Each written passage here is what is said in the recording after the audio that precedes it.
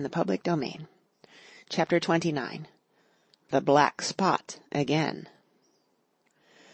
The council of the buccaneers had lasted some time, when one of them re-entered the house, and, with a repetition of the same salute, which had in my eyes an ironical air, begged for a moment's loan of the torch. Silver briefly agreed, and this emissary retired again, leaving us together in the dark. "There's a breeze coming, Jim," said Silver, who had by this time adopted quite a friendly and familiar tone.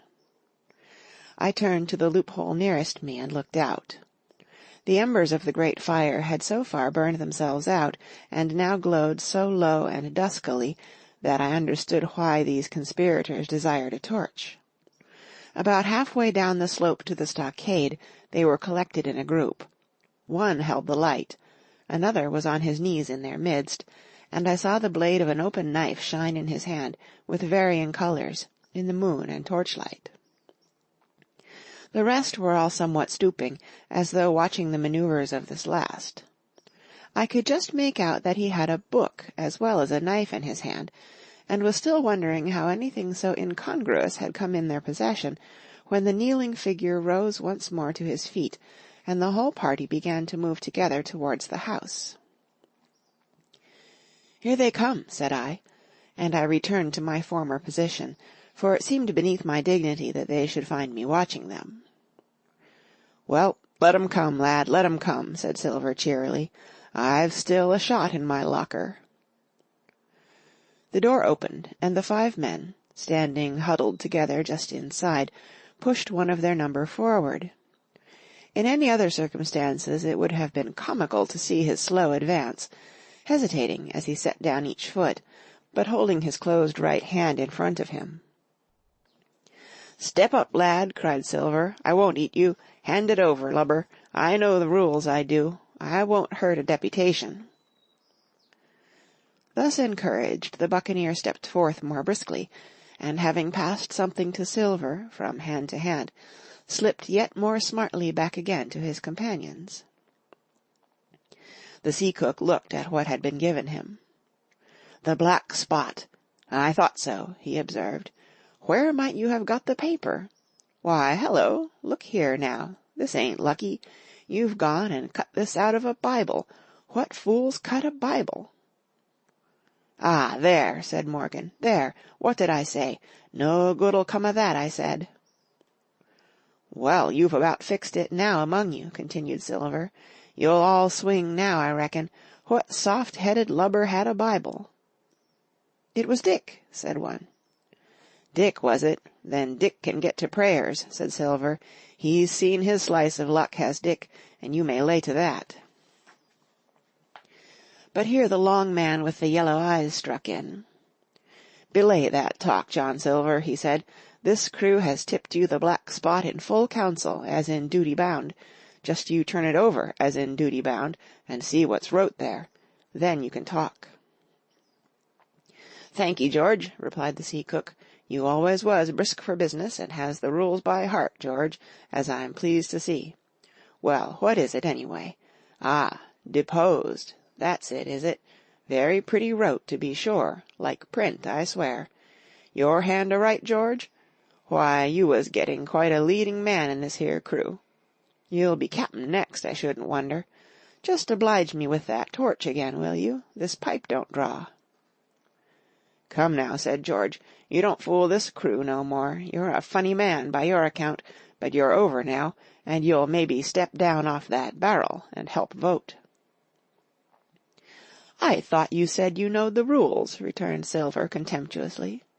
"Leastways, if you don't, I do, and I wait here, and I'm still your cap'n, mind, till you outs with your grievances, and I reply. In the meantime, your Black Spot ain't worth a biscuit. After that, we'll see." "Oh," replied George, "you don't be under no kind of apprehension. We're all square, we are. First, you've made a hash of this cruise. You'll be a bold man to say no to that. Second, you let the enemy out of this here trap for nothing. Why did they want out? I dunno, but it's pretty plain they wanted it. Third, you wouldn't let us go at them upon the march. Oh, we see through you, John Silver. You want to play booty. That's what's wrong with you. And then fourth, there's this here boy." "Is that all?" asked Silver quietly. "Enough, too," retorted George. "We'll all swing and sun dry for your bungling." "Well, now look here, I'll answer these 4 pints, one after another I'll answer 'em. I made a hash of this cruise, did I? Well, now, you all know what I wanted, and you all know, if that had been done, that we'd a been aboard the Hispaniola this night as ever was, every man of us alive and fit and full of good plum duff, and the treasure in the hold of her, by thunder. Well, who crossed me?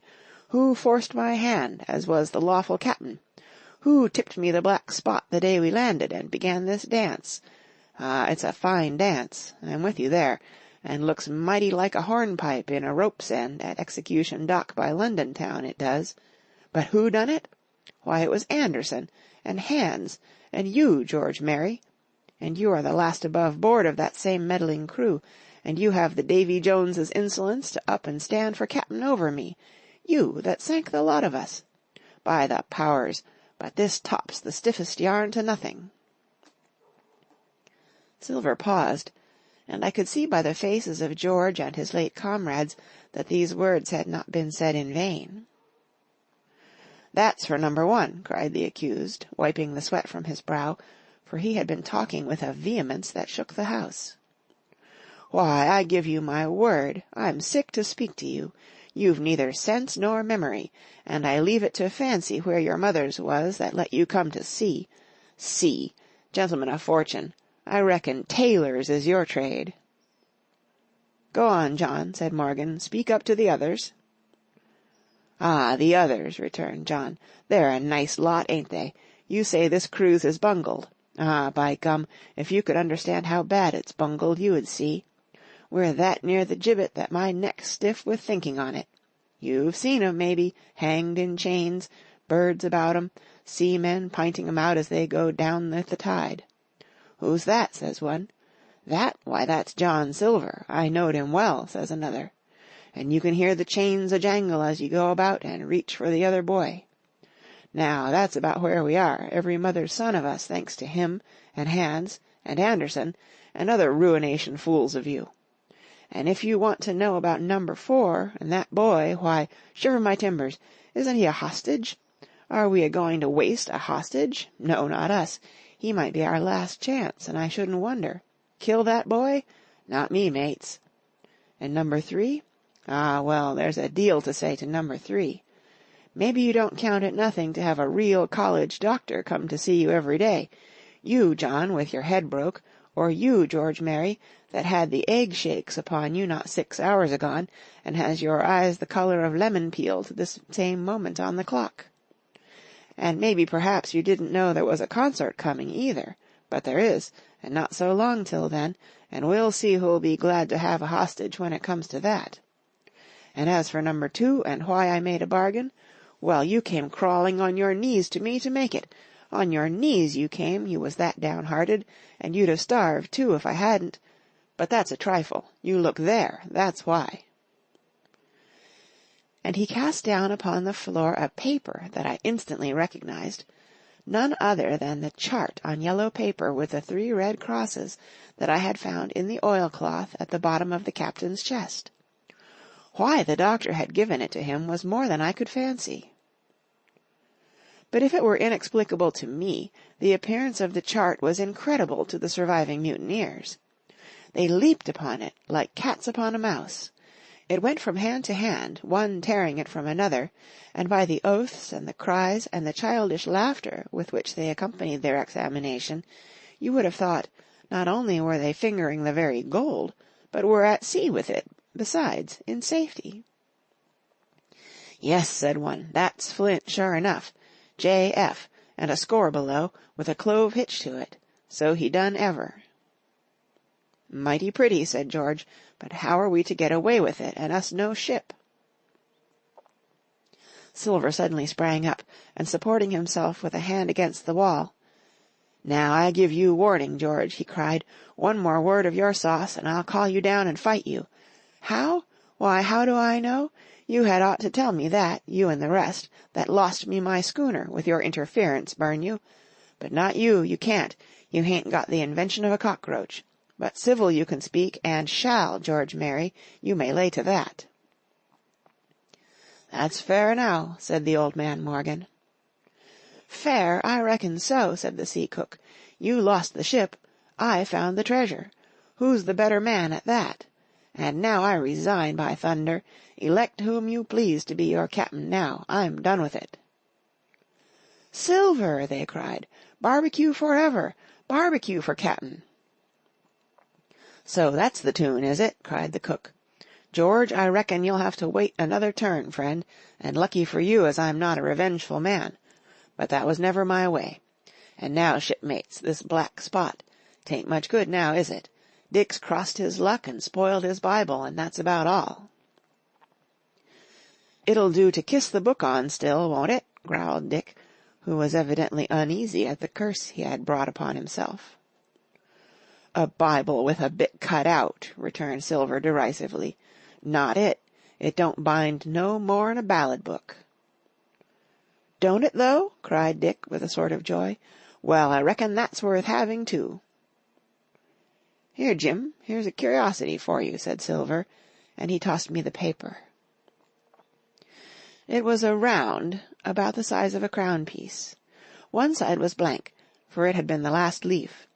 The other contained a verse or two of Revelation, these words among the rest, which struck sharply home upon my mind. "Without are dogs and murderers." The printed side had been blackened with wood ash, which already began to come off and soil my fingers. On the blank side had been written with the same material the one word, "Deposed." I have that curiosity beside me at this moment, but not a trace of writing now remains beyond a single scratch, such as a man might make with his thumb-nail. That was the end of the night's business. Soon after, with a drink all round, we lay down to sleep, and the outside of Silver's vengeance was to put George Mary up for sentinel, and threaten him with death if he should prove unfaithful.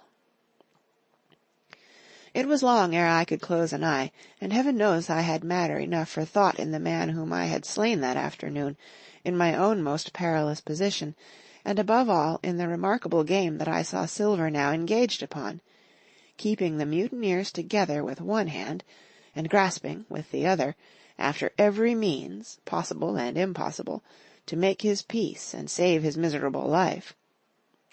He himself slept peacefully, and snored aloud, yet my heart was sore for him, wicked as he was, to think on the dark perils that environed, and the shameful gibbet that awaited him. End of chapter 29. Read by Kara Schallenberg, www.kray.org, on Thursday, October 8th, 2015, in El Sobrante, California.